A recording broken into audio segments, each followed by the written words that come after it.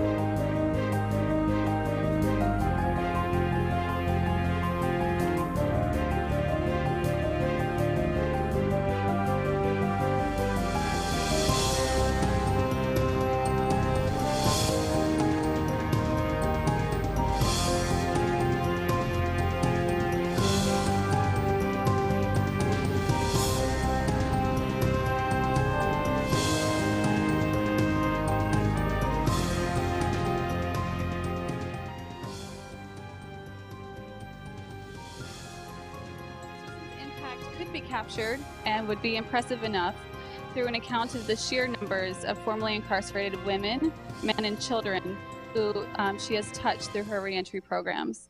The thousands of women she has reached out to inside California prisons. The thousands, I'm sorry, I already read that part. The women who now have a reason to hope for something better upon release. The 500 women and children who have found safety and support in her sober living homes, 70% of whom remain clean and sober.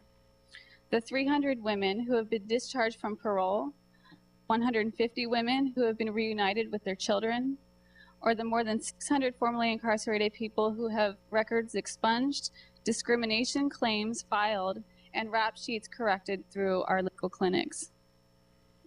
I could recount to you scores of success stories about those women who have turned their lives around as a result of Susan's help. Women like Tracy Freeman, who was released from prison in February 2009 and has since obtained her identification documents, discharged parole, obtained a full-time job, received an Employee of the Month award at her workplace, and is in the process of locating permanent housing. I could also cite the numerous accomplishments of A New Way of Life's advocacy work, such as the recent passage of the Fair Employment Resolution by the City of Compton, the first municipality in Southern California to enact anti-discrimination legislation related to hiring for persons with convictions.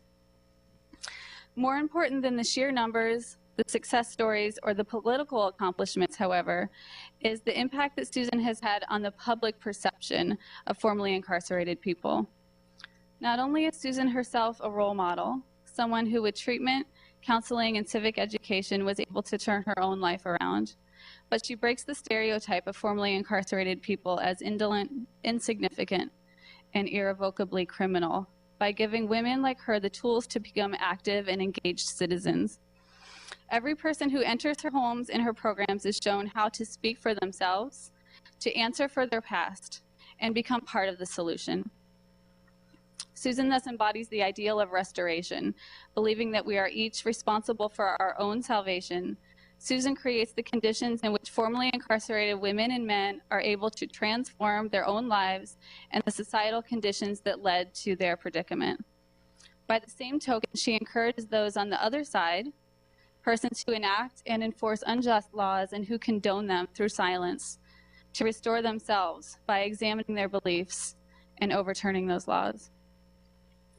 In her recommendation for Susan's nomination, Maxine Waters wrote, and again, I'm going to quote from Maxine Waters, she wrote, "As a policymaker, I am aware of the numerous barriers that individuals face upon their reentry from prison.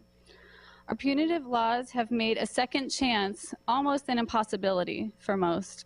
We restrict those who want to turn their lives around from getting financial aid for school, from living in public housing, from obtaining public benefits and income assistance, and from acquiring certain professional licenses. Fortunately, in the state of California, they are not barred from civic participation once they have completed their correctional sentence, although in many states, total disenfranchisement is the rule of law. Myself and my staff have frequently partnered with Susan and other groups and individuals like her to begin to address some of the unnecessarily restrictive laws and to bring an end to the life sentence that people face even after having served their time. I am confident that together we will eventually be able to change these oppressive and discriminatory laws, and end quote there on Maxine Waters. What policymakers and elected representatives are unable to do, however, is legislate hope. Susan knows that people do not recover from the disease of addiction by waiting for a handout from the government. They do not turn their lives around after having been imprisoned by looking for pity or charity. This is why Susan is working to empower women and to develop their leadership ability so they can speak on their own behalf and engage in the struggle for a more just and equitable society. This is why Susan has developed a legal clinic where people can get certain records expunged and incorrect information removed from their background checks so they can walk into an employment office with their head held high. This is why Susan is operating voter registration drives and informing formerly incarcerated people of their legal rights and civic responsibilities. This is why Susan gathers groups of formerly incarcerated people together so that they can devise ways to address their internalized stigma and end the discrimination they face. Hopefully you're starting to get a sense of all of the things that she does. This is why Susan networks with other sober living homes to build their capacity to better address the growing problems of addiction and hopelessness in our communities. This is why Susan was asked by California's Governor, Arnold Schwarzenegger, to serve on the Gender Responsive Strategies Committee of the Little Hoover Commission so that her expertise could be widely disseminated. And this is why Susan, after 13 years doing this work, still spends time every day talking individually with women in her homes so that they can remember their value and worth and do not lose hope. Susan reminds them that if she can do it, they can too. Susan was recently described by Angela Davis as a modern-day Harriet Tubman, rescuing women one by one while contributing to a larger movement for civil and human rights. I can think of no better description nor no better person to receive this distinguished award. Susan, come get your award. You have about 5 years left on your sentence, all of you. So if you're ready, go ahead, close your eyes and do it one last time.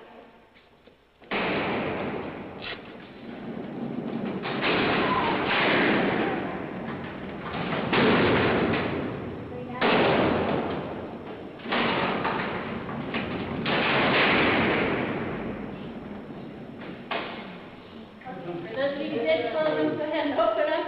And you are all completely free to go.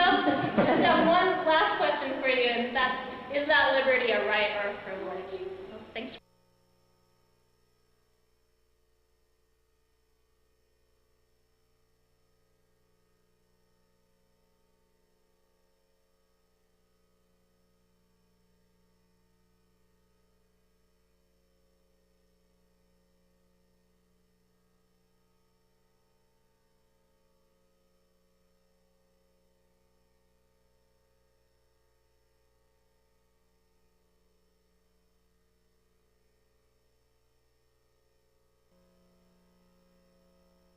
YLA, for the past 10 years, 4,000 women are released back into LA County every year. They get off a bus, downtown Skid Row, $200 less their train ticket or bus ticket, released into a community with no support, nowhere to go, longing to just belong, longing for support, longing for a way out. What I found is that with a few resources, a bed, some love, some support, encouragement, that Instead of going back to prison, instead of being victimized, instead of making victims, is that with these few resources, the women find hope, they find family, they go to school, they become leaders, they become advocates, they become useful, and they don't go back to prison anymore.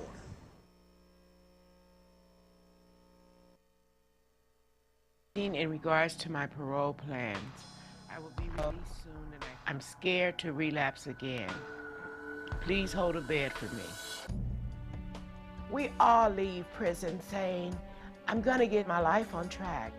And you end up getting off a bus, downtown Los Angeles, Skid Row. People know who you are when you come off that bus, and you're targeted. Many times, you don't even make it out of the Skid Row area before you're caught up into that cycle again. My name is Susan Burton. After my son died, I used drugs. I just spiraled into a pit of darkness. I went to prison 6 times. Finally, I found rehab. And I thought I can help women come home from prison. I pick them up, bring them back to the house. Here's some jeans. Ms. Burton is like a mother to all of us. She offers you a warm bed, food, like a real family. I want to see you shine. Okay. She made me want to change my life. You proud of me, Ms. Burton? Sure. You came a long way. I want the women to realize that they have something to contribute. This is giving life. That's what it's all about. We get about 20, 25 letters every week from women who are serving short sentences to women who are serving life sentences. They're asking for housing. Essentially, they're asking for love and support. And I read those letters, and I understand, and I say, okay, yes, you can come.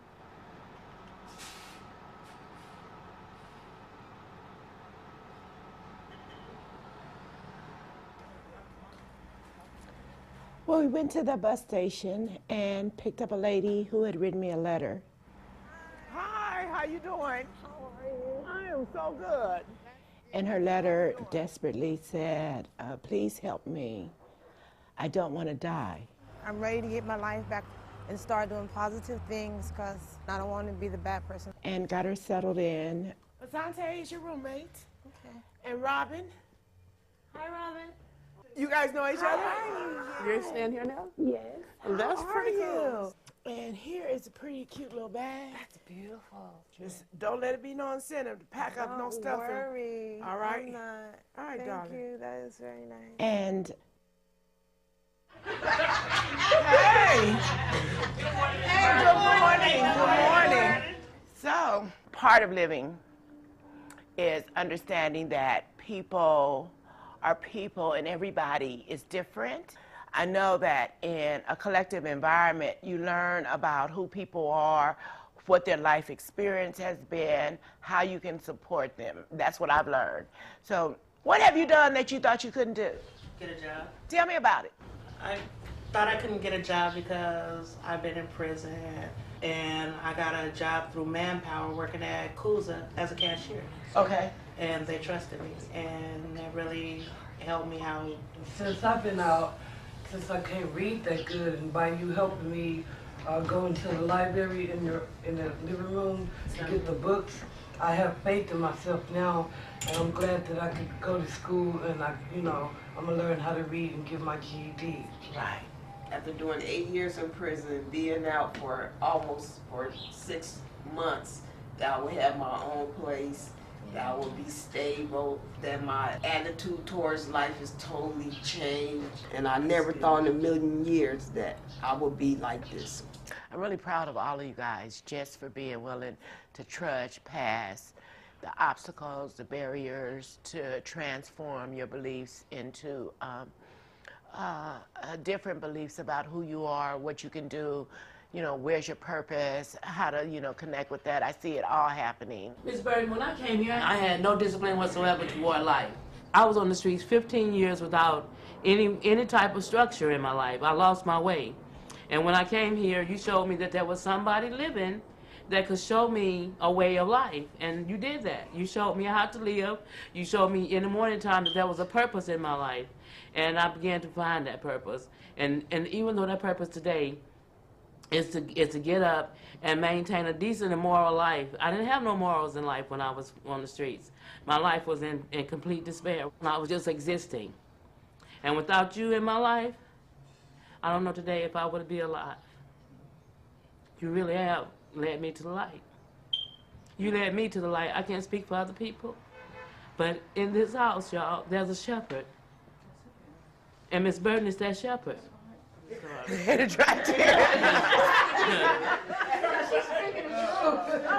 I understand, and I think we all have been, at that place.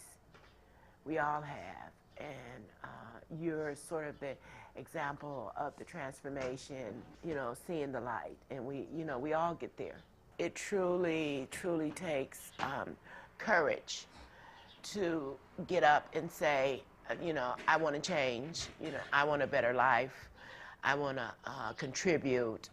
It takes courage. We continue to go beyond our limitations, our handicaps, and so they no longer become limitations. They become springboards for growth, springboards for accomplishment. So if we're going to move down the road through life, we can't let tiny obstacles be a whole barrier.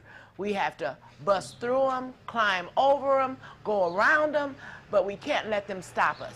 That's how we get to the places that we want to be. Yeah. So there is no such word as I can't. I can, I am, I will, I have. Yeah. Yeah. And you'll be amazed, right? Yeah. Down the road. So.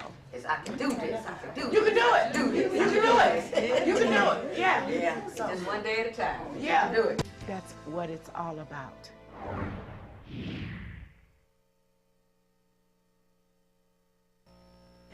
Yeah, we're here at the Susan Is My Hero voting party today, and we're basically going to sit down and interview her about the projects that she's working on. And one of the questions we would like to know from our weekly is, what would you like to basically focus on in having this voting party today? Well, there are 10 CNN heroes, and the one person will become the top hero. And having the voting parties is to stimulate votes and to also stimulate conversations around reentry, the mass incarceration of people, the long sentences, just the whole idea about mass criminalization of people coming back without any resources, and a really simple community solution to addressing the needs of people who are coming back into the community. So, and also the top hero gets $100,000 to put towards their work. So I want this resources to come into a new way of life, to strengthen its programs, and to use that money for our work. Right. What areas are you basically working in as far as, this project? What areas are you focusing on? We serve all of the women coming out of all of California prisons and our local jails.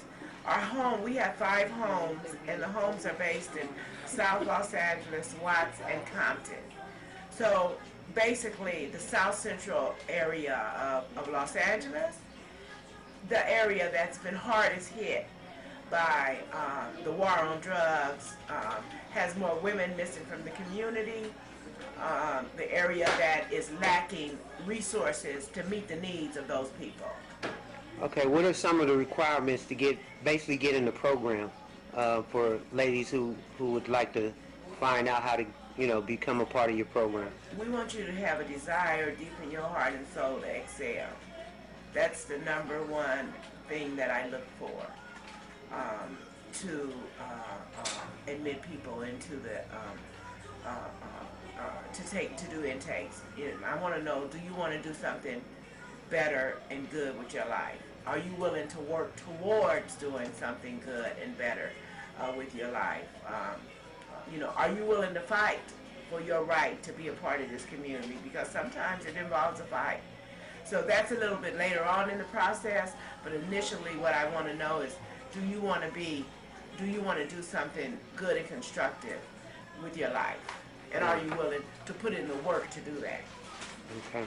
Now, are you dealing with some? I noticed you said you deal with some ladies who are let out of the prison systems. Obviously, are you dealing with their parole and their probation officers and officers that basically enter the women into the program? Serve them, yes. Okay. Yeah, I do interact with probation, parole, courts, and the county jails. Okay.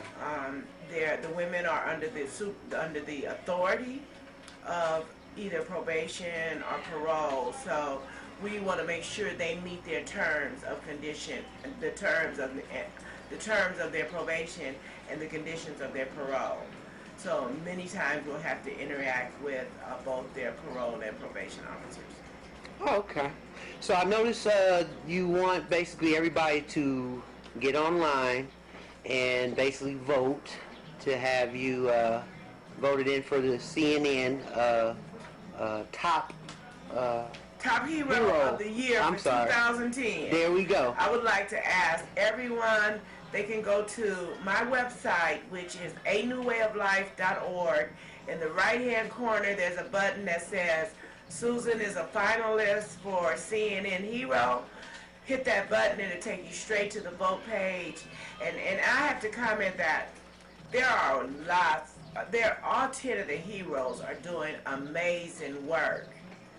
And I'm just totally awed by the fact that I'm in a part of that group that's doing amazing work. So what I'd like people to do is to look at the work at A New Way of Life and vote for Susan for 2010 Hero. Okay. All right. Anything else you would like to add? Any future projects coming up? Other than I notice you basically have a candidate you're supporting coming up for November the 2nd elections. And can you emphasize on who that candidate is and why you're supporting her? Congresswoman Waters. You know, her theme and motto is that she fights for us, but from my experience, not only does she fight for us, but she fights with us. That's right. When I call Congresswoman Waters on an issue, she doesn't pass me around. She doesn't give me a long conversation. She shows up. She testifies. She supports. She writes letters. She's there with us, fighting on the fronts. So Congresswoman Waters definitely has my vote. That's right. That's right. Well, I'm pretty sure a lot of people feel the same way you do. Yeah. Okay, well, it's been a pleasure, and I hope the best for your project. And in the near future, we're definitely looking forward and doing a follow-up with this story. So. Yeah. Well, I'm glad our weeklies in the community reporting and keeping us up on what's happening across this nation and locally. So thumbs up for that too. Okay. Well, thank you for serving the community, and God bless. Thank you. Thank you. Bye. A New Way of Life's Resource Center, and I've been seeing a lot of different household items by a major store, high-end store here in Los Angeles. And I work with WLCAC's programs, and they just built a 63-unit building to house homeless families. So what I'm beginning to do is to bring the families here to the resource center that they can get some of the things for their home to make it a little nicer and a little bit more comfortable. I know a person might think, wow, they already have a house, but there are items that these women aren't able to buy, and I have them right here. So they come here and they pick out things to make their house nicer. And one of the things I'm really, really glad about is that I'm able to give them a really good humidifier for their child. so that, you know, every growing child needs a humidifier. That's one of the things that you have to have growing up. So we have pots, we have pans, we have blankets, we have pillows, we have towels, we have lamps, and they'll take it and use them in their homes, vacuum cleaners and chairs and so forth. So this is New Waves Life Resource Center and its giveaway for homeless previously homeless families. They're not homeless anymore. Okay. Well, it's definitely Christmas before Christmas, in a sense. Do you feel like Christmas in November, honey? All right, Yeah. thank you. You're welcome. You're welcome.